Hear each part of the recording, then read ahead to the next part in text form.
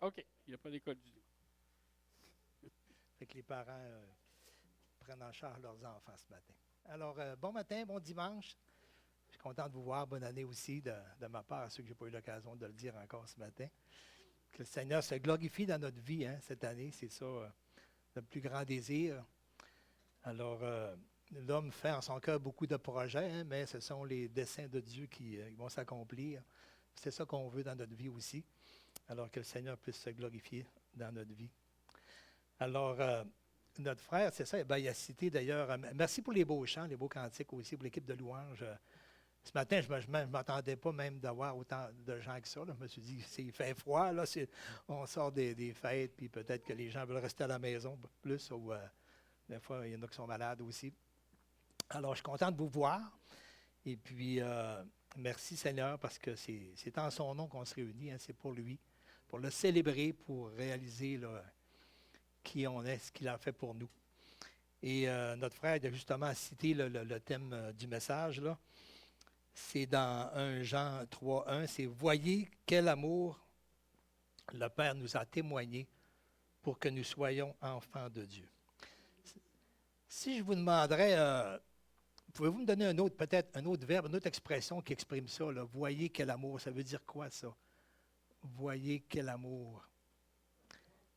Oui, pardon? Constater, oui, c'est ça. Considérer, sachez, goûter. Ouais. C'est tous des bons verbes. Hein. Le Seigneur, il veut ici qu'on comprenne, là, qu'on le regarde, qu'on sache là, que cet amour-là, comment c'est grand.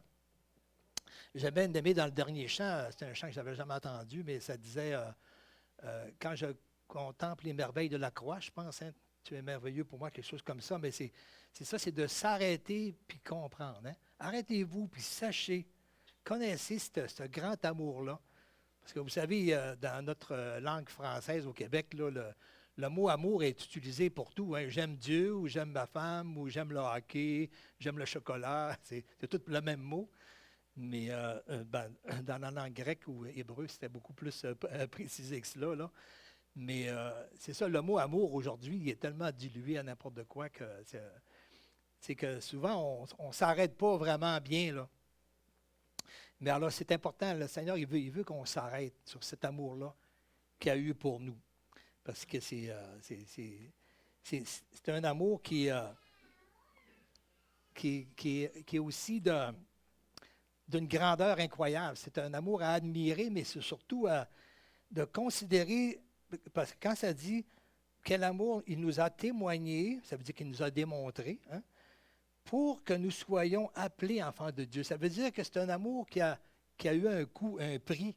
Tu sais, c'est un amour qui a eu un accomplissement, qui a eu une œuvre de fait pour qu'on puisse être appelé enfant de Dieu.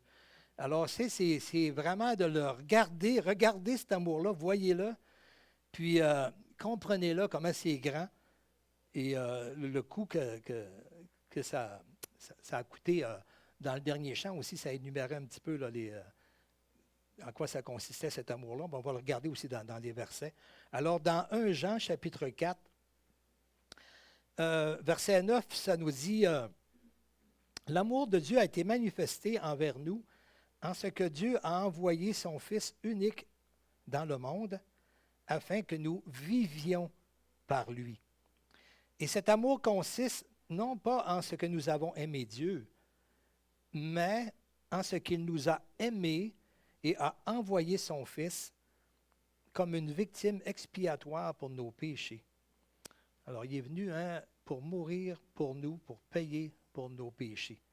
Cet amour-là, c'est ça, en ça qu'il consiste, comme on le voit dans Jean 3,16. Là, hein, Dieu a tellement aimé le monde qu'il a donné son Fils unique afin que quiconque qui croit en lui, croit en ce qu'il est le Messie, le Sauveur, qu'il a payé pour mes péchés, bien, ne périsse pas, mais qu'il ait la vie éternelle. Alors, merci Seigneur, c'est un don de Dieu qu'on puisse le croire, le recevoir. Alors, puis ce matin, bien, on va prendre la Sainte tout à l'heure, le repas du Seigneur. Merci à Eliane pour la belle table qu'on a, c'est vraiment beau. Et puis, bien oui, c'est un temps précieux de prendre le temps de considérer quel amour qu'il a eu pour qu'on soit appelé enfant de Dieu. C'est pour ça qu'on fait la scène. On rappelle cela en même temps, là, pour justement que ce ne soit pas quelque chose de banal. Vous savez, j'imagine, par exemple, des gens qui sont dans une maison le soir, là, puis quelqu'un peut-être est en train de manger, l'autre est en train peut-être d'écouter la TV ou d'être sur des écrans ou jouer à un jeu. Puis là, il rentre quelqu'un dans la maison et il dit « Hey, venez voir le beau coucher de soleil qu'il y a dehors, c'est tellement beau. » Puis là, les personnes disent wow, on a vu ça en masse des couchers de soleil, ça, on en voit tous les jours. Mais non, mais tu sais, puis qui ne se donne pas la peine de le voir, mais lui qui le regarde, il est tout dans l'admiration. Eh bien, tu sais, le Seigneur, il veut qu'on voit là, comment c'est grand cet amour-là. Tu sais, qu'on le saisisse, qu'on s'arrête. On s'arrête. Arrêtez-vous, puis réalisez là, à quel point cet amour-là, à quel point qu'il nous a aimés. C'est quoi cet amour-là? À quoi ça a consisté pour qu'on puisse, tout ça pour qu'on puisse être appelés des enfants de Dieu? Parce qu'on était tous perdus sans ça, sans cet amour-là. Alors, dans le verset 11, ça nous dit, « Bien-aimés, si Dieu nous a ainsi aimés, eh bien, nous aussi, nous devons nous aimer les uns les autres. » Alors, c'est un amour que, si il s'adresse aux enfants de Dieu qui l'ont reçu, hein, si on a reçu le Seigneur, s'il est venu faire sa demeure en moi, lui, il est amour, donc ça devrait se refléter parce que moi aussi, j'aime mes frères, mes sœurs, que je manifeste cet amour-là autour de moi, dans mes actions, dans mon caractère, dans mes décisions. Ça dit, d'ailleurs, au verset 8, « Celui qui n'aime pas n'a pas connu Dieu, car Dieu est amour. » Alors, si Dieu habite en moi, bien cet amour-là va se manifester. Je parlais du coucher du soleil, de beau coucher de soleil. Moi, j'aime me lever tôt le matin puis voir le lever du soleil. Puis pour nous, chrétiens, bien, c'est un peu plus comme, venir au Seigneur, c'est comme le lever du soleil, parce que ça ne fait que commencer. Puis plus que ça va, plus qu'on grandit avec le Seigneur dans notre relation, bien plus que c'est comme la lumière qui monte, qui grandit, puis qu'on s'émerveille de plus en plus de tout ce qu'il fait. Alors, je retourne aussi dans 1 Jean, chapitre 4, au verset 13, ça nous dit, « Nous connaissons que nous demeurons en lui et qu'il demeure en nous, en ce qu'il a donné son esprit. » Il nous a donné son esprit. Alors, c'est pour ça qu'il dit dans Jean 3, là, « Si un homme ne naît d'eau d'esprit, il ne peut pas voir le royaume de Dieu. » Alors, par la nouvelle naissance, il nous donne son esprit. C'est ça qui fait qu'on demeure en lui, puis il demeure en nous. Si on retourne dans 1 Jean, chapitre 3, là, où est-ce qu'on était, là, vous voyez quel amour. Eh bien, au verset 2, ça nous dit « Bien-aimés ». Alors, c'est ça, c'est le thème convient bien, on est des bien-aimés. Mais nous sommes maintenant enfants de Dieu. Là, il s'adresse à ceux qui l'ont reçu, qui ont cru en lui. Eh bien, ce que nous serons n'a pas encore été manifesté. On est déjà des enfants de Dieu, mais c'est déjà accompli par l'œuvre de Christ à la croix. Son esprit est en nous, mais nous, on n'est pas encore tout transformés là, au niveau du corps. C'est lorsque, comme ça le dit ici, ça dit ce que nous serons n'a pas encore été manifesté, mais nous savons que lorsqu'il sera manifesté, nous serons semblables à lui, parce que nous le verrons tel qu'il est. Alors, c'est parce qu'il n'y a pas dans le temps présent, il n'y a pas de preuve physique que quelqu'un est un enfant de Dieu ou qu'il ne l'est pas. On le voit dans la parabole aussi du blé, du semeur qui a semé, puis l'ennemi qui vient, qui sème aussi. Puis souvent, l'ivraie, le blé, ça se ressemble. La différence, c'est le fruit. Surtout, alors, le fruit qui est porté par l'Esprit, c'est ça qui va témoigner que nous sommes enfants de Dieu. Alors, Dieu, lui, connaît ses enfants. Il n'y a pas de signe visible, si on pourrait dire, mais par contre, il va y avoir une manifestation de l'œuvre de Dieu dans la vie du croyant.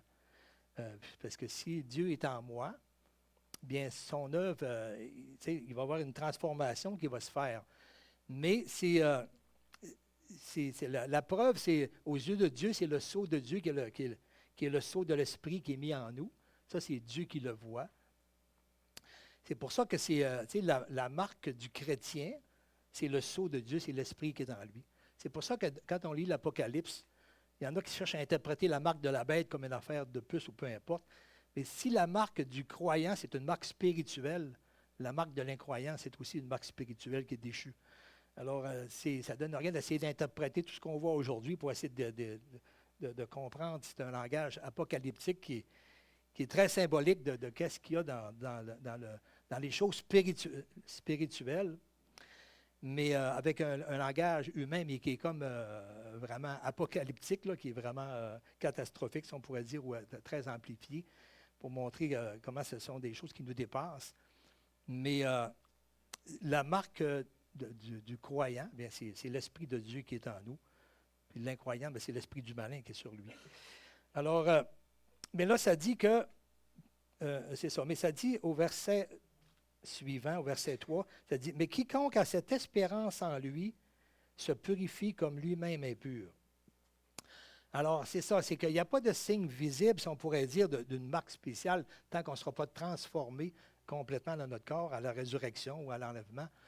Mais ça dit que celui qui a reçu le Seigneur en lui, un enfant de Dieu qui a reçu l'Esprit en lui, eh bien, il va se purifier comme lui-même est pur. Au verset 5, ça dit, « Or, vous savez, Jésus est apparu pour ôter les péchés, et il n'y a point en lui de péché. Alors, quiconque demeure en lui ne pêche point ou ne pratique pas le péché. » Là, c'est dans ce sens-là. Et quiconque vit dans le péché ou pratique le péché, bien, il ne l'a pas connu. Alors, ça me fait penser, quand Jésus est venu, quand il est entré dans le temple, vous savez qu'est-ce qu'il a fait? Bien, c'est sûr qu'il a été acclamé tout ça, il a même guéri des malades, mais il a aussi purifié le temple aussi. Hein. Il a chassé, il y avait les vendeurs qui étaient là, qui faisaient du profit, toutes ces choses-là. Et puis, il a chassé cela. Maintenant, en tant qu'enfant de Dieu, nous devenons son temple. Alors, quand il vient en nous, le Seigneur, ben, c'est sûr qu'il nous donne toute cette joie, cette paix, c'est la vie éternelle, la vie de Christ est en nous. Mais il y a un ménage à faire aussi, là. Hein? On est son temple, puis on ne peut pas vivre comme on vivait avant. Tu sais, ça nous dit de marcher d'une manière digne de la vocation qui nous a été donnée. Alors, s'il habite en nous, alors il va y avoir cette transformation-là que lui, il va faire. Et c'est un œuvre qu'il fait pendant toute notre vie chrétienne, notre croissance avec lui, notre démarche avec lui. S'il n'y a pas de transformation dans une personne qui dit « Moi, je connais le Seigneur ou je viens à l'Église puis je suis chrétien », mais s'il n'y a pas de transformation dans sa vie, l'Esprit de Christ n'est pas en lui. Il peut croire en tout ça, là. Il peut croire en l'Évangile, le diable aussi il croit en tout ça, là. Mais si l'Esprit de Christ est en moi, Jésus, il dit « Je suis le cep », et puis lui, il fait il nous fait porter du fruit, puis il nous émonde même pour qu'on apporte encore plus de fruits. Quand il nous émonde, bien c'est ça. Il fait un ménage dans notre vie. Il change notre caractère, notre tempérament, notre façon de penser. Bien, tout ça là, en nous alimentant par sa parole. Hein, comme pour ça qu'il dit « Désirez comme des enfants nouveau-nés, le lait spirituel et pur de la parole ». Alors, si l'Esprit de Christ est en moi, je vais avoir une soif de cette parole-là. Puis un désir de lui obéir. On l'a chanté d'ailleurs dans un des cantiques ce matin. C'est ça qu'il produit en nous, le désir de lui plaire. Alors, c'est lui qui va faire une œuvre de purification dans notre vie. Alors, il y a un processus de dépouillement du vieil homme, puis de revêtir de plus en plus l'homme nouveau pour ressembler à Christ. C'est ça, il faut qu'il y ait ce changement-là. S'il n'y a aucun changement, ben là, l'Esprit de Christ n'est pas là. On ne peut pas le retenir. Tu sais, l'œuvre de Dieu, de Jésus, ce qu'il a à faire dans nos vies, on ne peut pas nécessairement on peut attrister l'Esprit, mais je veux dire, le Seigneur, lui, il a reçu un mandat du Père, puis il va l'accomplir jusqu'à la fin. Alors, il dit au verset 18, ça c'est encore dans 1 Jean 3, il dit « Petits enfants, n'aimons pas en parole et avec la langue, mais en action et en vérité. Par là, nous connaîtrons que nous sommes de la vérité et nous rassurons nos cœurs devant Dieu. » Juste avant, le verset 17 disait « Si quelqu'un, par exemple, il possède les biens du monde, puis que voyant son frère dans le besoin, il lui ferme ses entrailles ou refuse de l'aider, de porter assistance, mais comment l'amour de Dieu est-il en lui? » Alors, c'est l'amour de Dieu, c'est un amour que Dieu a accompli, il s'est donné vraiment pour nous sauver. Si cet amour-là est en nous, si sa présence, si la vie de Christ est en moi, bien, je vais avoir aussi ce témoignage-là, ce comportement-là, qui va faire que ça ne sera pas juste des belles paroles. C'est facile d'avoir des belles paroles. savez, au début de l'année, souvent, on souhaite bonne année, puis beaucoup de personnes vont faire des résolutions ou des promesses. Puis là, d'un fois, on va dire à quelqu'un, tu sais, hey, je vais aller te voir, c'est sûr, sûr, là. Mais ben, est-ce que c'est toujours le cas? Non, pas nécessairement. C'est facile d'avoir des bonnes intentions. Puis de dire, moi, cette année, Seigneur, là, je ne serai plus le même Seigneur, ou je ne sais pas, mais une journée, j'ai blessé mon épouse, par exemple, quelqu'un de ma famille, puis le lendemain, OK, ben là, ça ne m'arrivera plus. Mais c'est facile, ça, de ces intentions-là, mais ce qu'il faut voir, ben, il ne faut pas que ce soit juste avec des paroles, il faut que ce soit en action et en vérité. Alors, mais c'est ça que le Seigneur veut produire en nous. C'est ce qui fait c'est ce qui témoigne de sa présence dans notre vie. C'est par là qu'on connaît justement qu'on est dans la vérité, qu'on l'a connu. Alors, je reviens un peu à l'amour du Père. Là, je suis un petit peu plus à regarder qu'est-ce que ça produit en nous. Mais il y a un exemple dans la parole que j'aime beaucoup citer. On va y aller ce matin voir dans une des paraboles, dans Luc 15, où ça nous parle la parabole du Fils prodigue. Et puis là aussi, on voit l'amour du Père qui est vraiment manifesté ici. Puis ben, j'aimerais qu'on le regarde, puis on va voir à travers le jeune fils ben, c'est là pour qu'on puisse s'identifier aussi à lui, puis qu'on puisse comprendre le comportement du Père par rapport à notre Père qui est dans les cieux aussi. Et puis on voit dans Luc 15, il y a comme 3 paraboles. Il y a la parabole du bon berger avec la brebis qui est perdue, le berger qui va à la recherche de sa brebis qui est perdue. Alors, ça, c'est l'amour du Père, tu sais, qui nous aime et qui envoie son Fils venir nous chercher. Venir à notre secours, ce n'est pas nous qui vont chercher le berger, mais c'est lui vraiment qui nous cherche.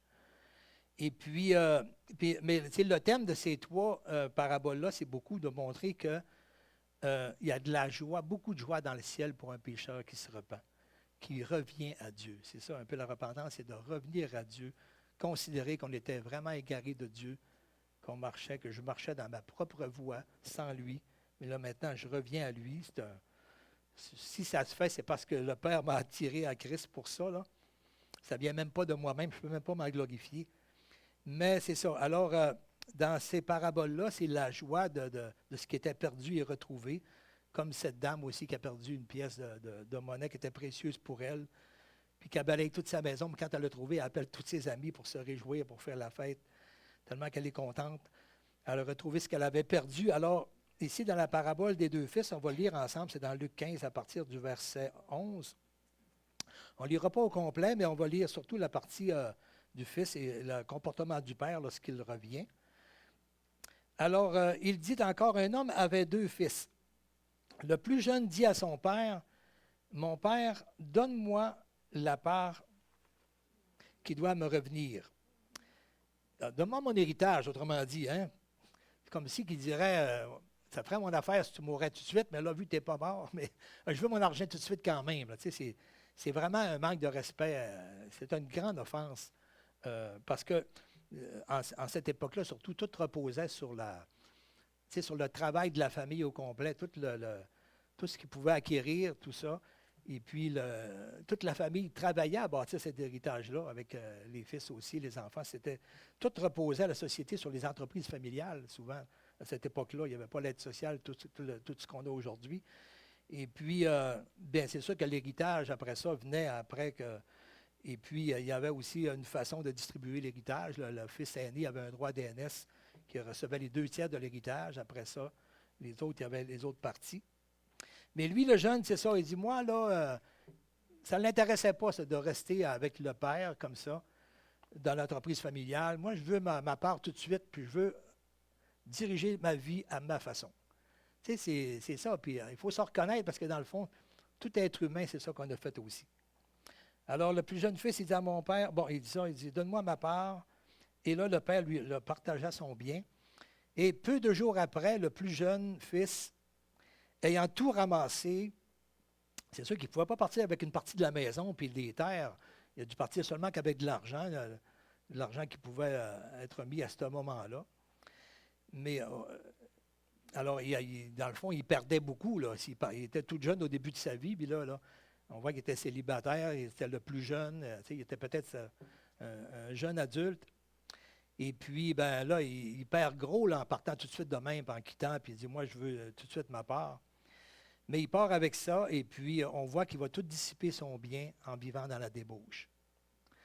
Et lorsqu'il eut tout dépensé, une grande famine survint dans ce pays, et il commença à se trouver dans le besoin. Il alla se mettre au service des habitants du pays, qui l'envoya dans ses champs garder des pourceaux. Imaginez pour un juif, là, se ramasser là, ça ne pouvait pas être plus bas que ça, là, parce que les cochons, là, c'est un animal impur, là, se ramasser. Puis même, il n'avait même pas le droit de manger ce que mangeaient les cochons, imaginez-vous. Alors, il aurait bien voulu se rassasier des carouges que mangeaient les pourceaux, mais personne ne lui en donnait. Alors, étant rentré en lui-même, c'est là qu'on voit le début, le processus de la réflexion qui va vers la repentance. Bien, il se dit, combien de mercenaires ou d'employés, c'est ça que ça veut dire ici, chez mon père ont du pain en abondance, et moi ici, je meurs de faim. Je me lèverai, j'irai vers mon père, et je lui dirai, mon père, j'ai péché contre toi, contre le ciel et contre toi. Alors, il est prêt à reconnaître qu'il a mal agi, que c'est très mal ce qu'il a fait là. Puis c'est comme c'est comme rejeter son père, rejeter son autorité, rejeter tout ce que le père voulait préparer pour sa famille aussi, là, tout cet héritage. C'est comme dire non, je n'en veux pas, puis moi, ce que je veux, c'est tout de suite avoir du plaisir, un peu comme avec les deux frères, Ésaü et Jacob, puis là, qui pour un bol de soupe. Moi, j'ai faim, ben, je veux manger, puis je suis prêt à abandonner mon héritage pour ça. Alors, c'est ça, il est prêt là maintenant en étant allé au plus bas, puis c'est ça souvent qu'on a besoin dans notre vie. C'est souvent quand on est au fond du baril qu'on prend conscience de notre misère, puis que là, on se dit, oh, là, ça n'a pas de sens, là, je ne peux plus aller plus bas que ça, là. Qu'est-ce que je fais? Alors, ici, bon, c'est ça. Il est conscient que son père, il l'aime pour faire ça, parce qu'à cette époque-là, un fils qui agirait comme ça, normalement, il pouvait être lapidé. Là. Tu sais, c'est rejeter l'autorité de son père comme ça, le mépriser. Il y avait, selon la loi de Dieu même, là, c'était une offense extrêmement grave de ce qu'il a fait là. Mais alors, il était prêt à repartir parce qu'il savait que son père l'aimait. Alors, il dit, j'irai vers mon père, je dirai, j'ai péché contre le ciel et contre toi. Je ne suis pas digne d'être appelé ton fils, mais traite-moi comme l'un de tes serviteurs, ou mercenaires, serviteurs des employés. Tu sais, il était prêt vraiment, il savait qu'il n'était pas digne. Normalement, un fils qui fait ça, puis qui revient, le père pouvait soit décider normalement, il l'aurait repris devant tout le monde, c'était ce qui se faisait à l'époque, là, devant tout le village, tout le millier. Puis il pouvait lui faire, soit le rejeter, ou soit même le mettre à mort, ou soit lui faire grâce, mais normalement, il ne l'aurait pas donné tout, il n'aurait pas restitué dans tous les avantages qu'il avait avant. C'est comme s'il les a pris, il est parti avec, il les a dépensés. Maintenant, tu es comme un employé. Alors, il était prêt maintenant à aller à se contenter de cela. Ça me fait penser, je pense, quand je méditais là-dessus, j'ai pensé à Sarah, Sarah Simard, là, qui est la petite Sarah qui qui a été baptisée l'année passée, puis elle avait donné son témoignage. Puis dans son témoignage, avant de sa conversion, là, c'est ça, elle avait vécu une grande dépression. Elle avait perdu son père très jeune, puis à cause de la perte de son père, elle avait 8 ans, elle avait comme cultivé une grande rancune contre Dieu. Là, tu sais. Elle en voulait à Dieu, vraiment, vraiment. Là. Puis ça l'a amené dans une dépression terrible. Elle était 5-6 ans sans parler à personne, elle ne voyait même plus les couleurs. Tu sais, quand tu as une dépression profonde, là, tu ne vois même plus les couleurs, tout est noir et blanc. Puis à un moment donné, ben, c'est ça, Dieu il a permis, c'est sûr, le Seigneur qui l'appelle, puis le Seigneur, il vient à notre aide. Et puis là, elle disait, j'ai fait une prière à un moment donné. Puis elle disait, dans ma prière, j'ai dit, là, elle a pris conscience de toute sa misère, puis qu'elle ne voulait plus vivre dans cette misère-là. Fait qu'elle dit, j'ai dit à Dieu, Dieu, s'il y aurait juste un petit espoir, là, une petite parcelle que tu m'aimes, puis que tu veux me pardonner parce que je t'ai détesté d'avoir enlevé mon père, ben Seigneur, montre-le moi. Tu sais, juste, elle était prête à, tu sais, elle savait qu'elle était, elle disait, tu sais, elle était consciente que c'était grave, qu'est-ce qu'elle a fait, de bouder Dieu puis de l'en vouloir pour ça. Puis, dans sa repentance, c'est ça. S'il reste juste un petit peu d'espoir, un petit peu d'amour pour moi, moi, j'ai trouvé ça vraiment touchant. J'en suis encore ému d'y penser. Mais c'est à partir de ce moment-là, il s'est fait un miracle, puis Dieu vraiment là, a conduit des personnes vers elle pour l'amener. Alors, Sarah, si tu nous écoutes, on est avec toi, on loue le Seigneur de l'œuvre qu'il a faite. Et puis, on a hâte de te voir aussi. Alors, c'est ça. Et puis, là, c'est cette attitude-là. Alors, nous, il faut se reconnaître à travers ça parce que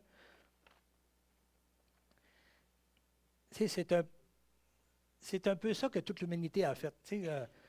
Donne-moi, au lieu de vouloir être dirigé par Dieu, eh bien, on a tout rejeté Dieu. Puis on lui dit, moi, ce que je veux, là, c'est vivre ma vie à ma façon.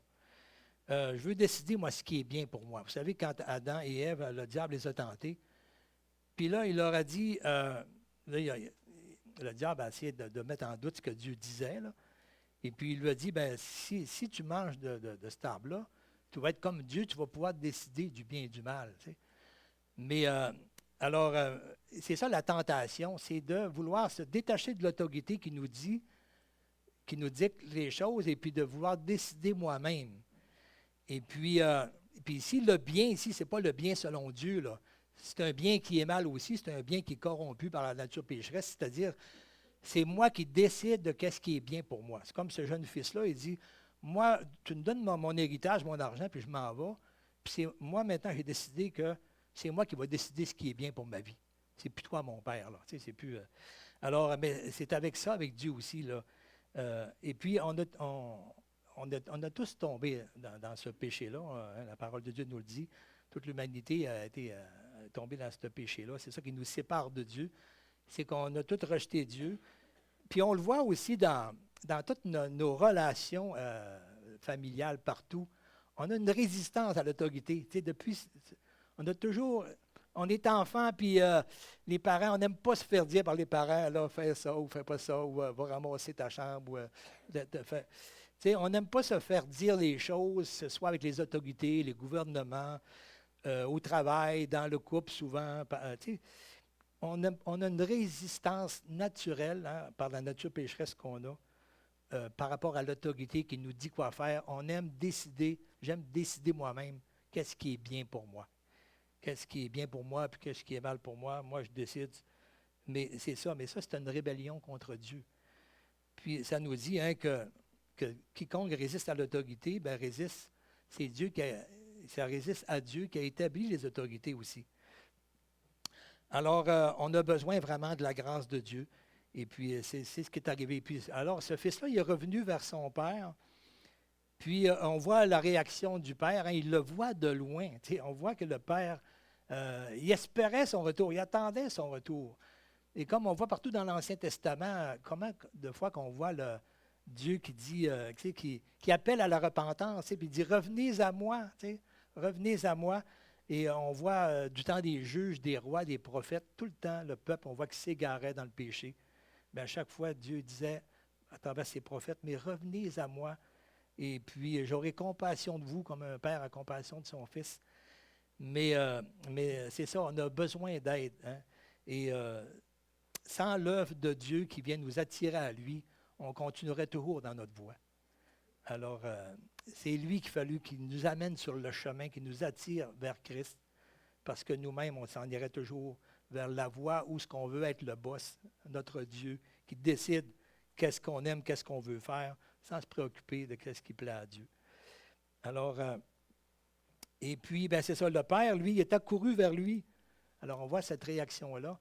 Et puis, à cette époque-là, Dieu il s'adressait en plus aux pharisiens, là, puis aux scribes. Puis pour eux, c'était impensable ce que le fils a fait là. Il méritait la mort automatiquement. Eux, avoir vécu ça avec un fils, il n'y aurait pas eu de pardon, pas de miséricorde du tout. Là. Alors ici, on veut nous montrer l'amour du Père, sa grande miséricorde, à travers le geste qu'il fait. C'est ce qu'il fait envers chacun de nous. on mériterait, volontairement, on s'est séparé de Dieu, on a rejeté son autorité. Et puis, mais Dieu nous attire à lui dans sa bonté, dans sa grâce, dans sa miséricorde. Il vient nous chercher, il nous attire à lui. C'est lui qui nous aide même à aller au fond du baril pour qu'on se rende compte à quel point que c'est grave d'avoir rejeté Dieu et puis de nous amener à la repentance. C'est toute une œuvre que le Père va accomplir. C'est même pas notre œuvre. On ne peut pas s'attribuer rien là-dedans. C'est vraiment toute une grâce, cet amour-là. Là. Et puis, Dieu, de ce qu'il est, imaginez, il est le Créateur. Il nous a créés. On l'a offensé, on l'a rejeté. Puis malgré ça, il décide de venir, de se prendre un corps comme le nôtre, de venir comme un serviteur, d'aller même jusqu'à la mort de la croix. Imaginez-vous. Alors, on voit cet amour qui a été payé pour nous, là, c'est immense, là. C'est vraiment immense. Alors, c'est pour ça qu'on prend le repas du Seigneur aussi, pour se rappeler à quel point ce prix-là a été payé, comment est-ce qu'il est grand. Et puis, et le Père aussi, il va chercher son Fils, puis tout de suite, le Fils, là, il dit, bon, j'ai péché contre le ciel et contre toi, je te demande pardon, tout ça. Mais le Père, tout de suite, c'est la joie. Il l'a rétabli dans tous les privilèges qu'il avait avant. Il lui donne, la robe dans ce temps-là, c'est la tunique. C'était un vêtement unique pour chaque personne et puis qui avait une signification qui faisait partie vraiment de la famille. L'anneau aussi, puis les sandales, tout cela faisait partie là, de montrer qu'il le rétablissait dans tout ce qu'il avait. Alors, tout est réparé. Le Père ne retient rien de toute sa dette, dans le fond, de tout son mauvais agissement. Alors, c'est ce que Dieu fait. Quand on revient à lui, puis qu'on reconnaît notre péché, qu'on vient dans la repentance, qu'on se tourne vers lui, eh bien, c'est ce qu'il fait, là. Pourquoi qu'il peut le faire? Parce qu'il a envoyé son Fils pour payer à notre place. C'est un peu comme il y avait un fils, en tout cas, qui avait fait un délit, là, puis il était amené en cour. Et puis, ça donnait que c'est son père qui était le juge. Fait que là, il se disait, c'est mon père qui est juge, je vais bien m'en sortir. OK? Fait que là, mais tu sais, il y avait une énorme caution à payer là, pour ce qu'il avait fait. Fait que là, le père, après avoir qu'il y a eu tout le procès, montré toute la preuve là, de qu'est-ce qu'il avait fait. Fait que le père, il dit, comme juge, là, je te condamne. C'est parce que ce que tu as fait, c'est selon la justice, c'est coupable, tout ça. Mais il dit, comme père, je vais payer pour toi. Alors, c'est ça que Dieu a fait avec nous. Comme juge, il fallait que c'est grave qu'est-ce qui était fait. Mais comme père, bien là, vous voyez quel amour qui a été manifesté pour qu'on soit appelé enfant de Dieu, c'est qu'il a payé pour moi, pour que je puisse être appelé enfant de Dieu, par l'œuvre de son Fils à la croix. Alors,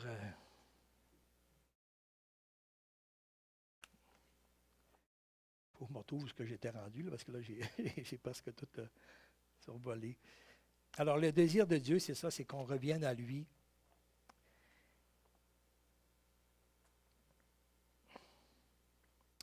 Dans Éphésiens 2, hein, ça nous dit que nous, on était tous comme ça, comme ce fils perdu-là. On était tous cherchant, entraînés par ce train du monde, là, la convoitise, tout ça. Mais ça dit dans Éphésiens 2, verset 4, Éphésiens chapitre 2, le verset 4, ça dit « Mais Dieu qui est riche en miséricorde », juste avant le verset 3, ça dit « Nous aussi, on était de ce nombre, toute personne, tout humain, on est tous été comme ça. Nous vivions autrefois selon les convoitises de notre chair. » C'est moi qui décide, j'ai rejeté Dieu, je dirige ma vie comme je veux, accomplissant les volontés de la chair, mes volontés, selon mes pensées, et nous étions par nature des enfants de colère, comme les autres. Mais Dieu qui est riche en miséricorde, à cause du grand amour dont il nous a aimés. Nous étions morts par nos offenses, comme ce fils-là, dans le fond, c'est ce que le Père dit à la fin, il dit, il fallait bien se réjouir parce qu'il était mort, mais maintenant il est revenu à la vie. Nous étions morts par nos offenses, mais il nous a rendus à la vie avec Christ. Et il nous a ressuscités avec lui pour nous faire asseoir ensemble dans les lieux célestes. Il nous a tous rétablis, le Père, en Jésus-Christ, de tout ce on était morts spirituellement, mais il nous rétablit tous. Alors, c'est à cause du grand amour dont il a manifesté avec Jésus à la croix. Alors, on est vraiment bénis de cet amour-là. Puis, il faut se le rappeler, il faut le considérer, il faut prendre des temps pour s'arrêter, là, puis de regarder à quel point on a été aimé. On va se diriger maintenant vers la scène. Dans Jean 1, juste avant d'aller... dans Jean chapitre 1, là, ça nous parle que la parole était due, elle s'est faite chair, elle est venue habiter parmi nous, tout ça. Au verset 11, ça dit, elle est venue vers les siens et les siens ne l'ont point reçue. Mais à tous ceux qui l'ont reçue, à ceux qui croient en son nom, elle a donné le pouvoir de devenir des enfants de Dieu, lesquels sont nés. Et ils sont nés non du sang, ça veut dire que ce n'était pas par les Juifs pensaient que parce qu'ils étaient descendants par le sang d'Abraham, qui étaient automatiquement des enfants de Dieu, pas du tout. Ce n'est pas par le sang. Abraham, c'est comme le père des croyants, si on pourrait dire, de tous les croyants, qu'ils soient juifs ou non juifs. C'est par la foi de ceux qui croient en Dieu, dans le plan de Dieu. Alors, ce n'est pas par le sang qu'on vient au salut. Et c'est dit ni de la volonté de la chair. Ce n'est pas ma décision. C'est une décision que le Père, dans sa pure grâce, sa pure bonté, dans son amour, a prise avant même que je sois né, avant la création du monde. Alors, ça ne vient pas de ma volonté. Souvent, on met beaucoup l'accent sur la décision personnelle. Mais quand on est poussé vers cette décision-là, c'est parce que c'est un choix peut-être que Dieu a fait, un choix que Dieu a fait. Il nous pousse à le reconnaître, à le recevoir. Mais je ne peux pas m'attribuer du tout cette décision-là. Là. Et c'est ni de la volonté de l'homme, mais c'est de la volonté de Dieu. Alors, c'est vraiment par grâce qu'on est sauvé, ce que je voulais mentionner. Je vais inviter l'équipe de louange à s'approcher pour le dernier chant qu'on va faire pendant le repas du Seigneur. Et je vais lire un autre passage avant d'aller à la distribution, là.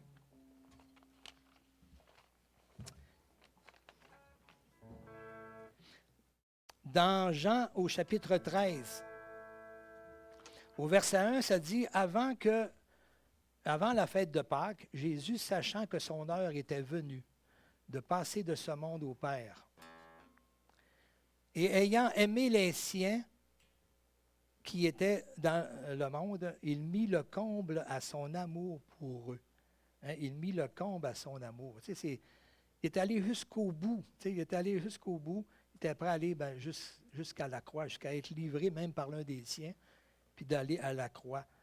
Et on le voit dans trois aspects. Jésus, premièrement, il est devenu, son amour, il a mis le comble à son amour en prenant un corps comme le nôtre, venir comme un serviteur.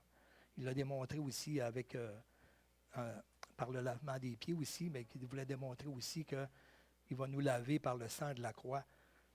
Mais en même temps, il l'a fait aussi, il est venu, il a mis le comble à son amour en venant mourir pour nous.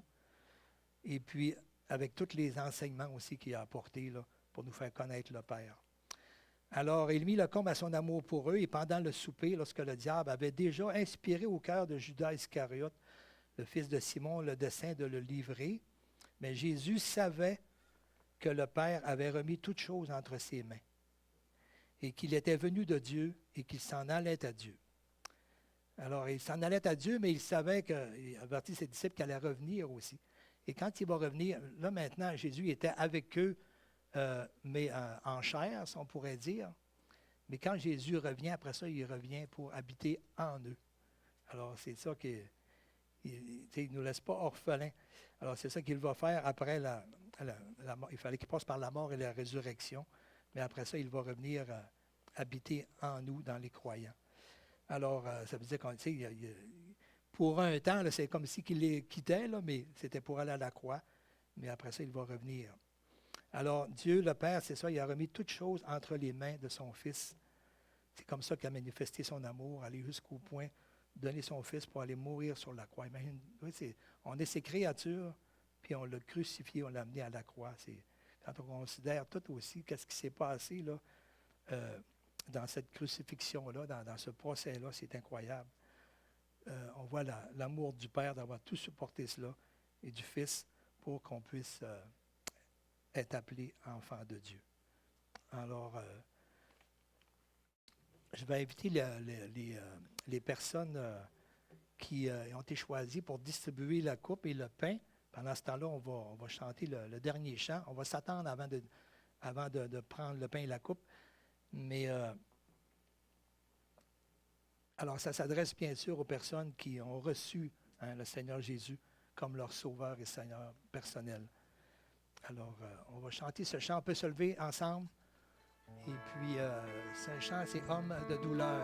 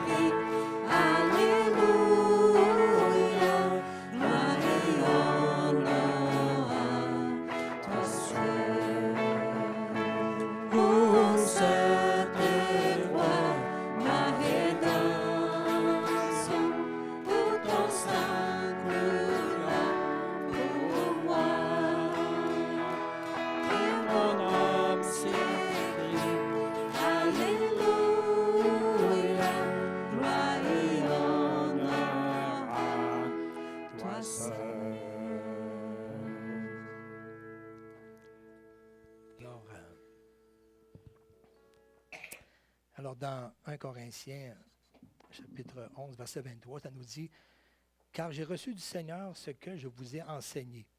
C'est que le Seigneur Jésus, dans la nuit où il fut livré, il a pris du pain, et après avoir rendu grâce, il le rompit et il dit, « Ceci est mon corps qui est rompu pour vous. Faites ceci en mémoire de moi. » Alors, prenons et mangeons-en tous.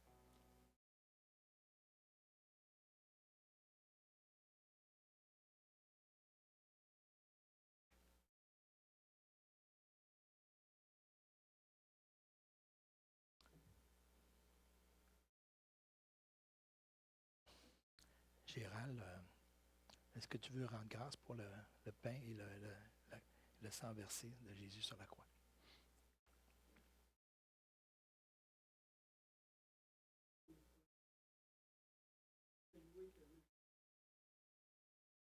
Merci également pour vous que tu as donné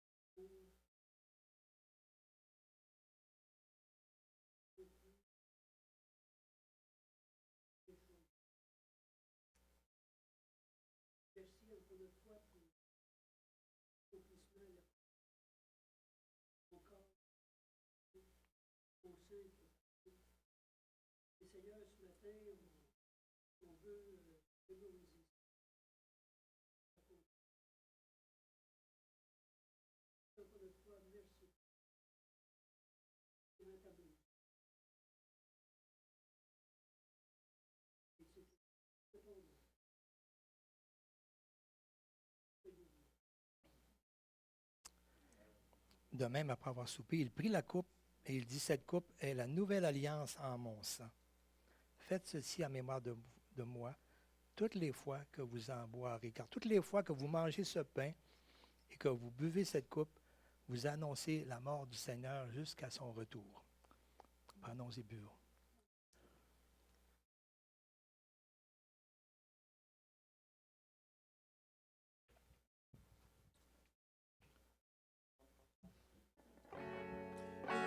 C'était quoi ma rédemption?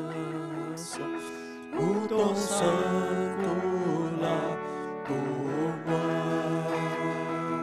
Que mon âme s'écrie, Alléluia, gloire et honneur à toi seul. Ma dette est payée, elle est effacée par le sang précieux que Christ a versé. Le péché est vaincu, son emprise n'est plus. Il m'a libéré pour l'éternité. Ma dette est payée, elle est effacée par le sang précieux que Christ a versé. Le péché est vaincu, son emprise n'est plus. Il m'a libéré pour l'éternité. Oh, cette croix, ma rédemption, où ton sang coula pour moi. Et mon âme s'écrie, Alléluia, gloire et honneur à toi seul. La pierre a été roulée, on voit le tombeau vide. Alléluia, Dieu soit loué, il est ressuscité. Oh, cette croix, ma rédemption, où ton sang coula pour moi. Que mon âme s'écrie, Alléluia, gloire et honneur à toi seul. Pour cette croix, ma rédemption, où ton sang coula pour moi. Alléluia. Que mon âme s'écrie, Alléluia, gloire et honneur à toi seul. Gloire et honneur à toi seul.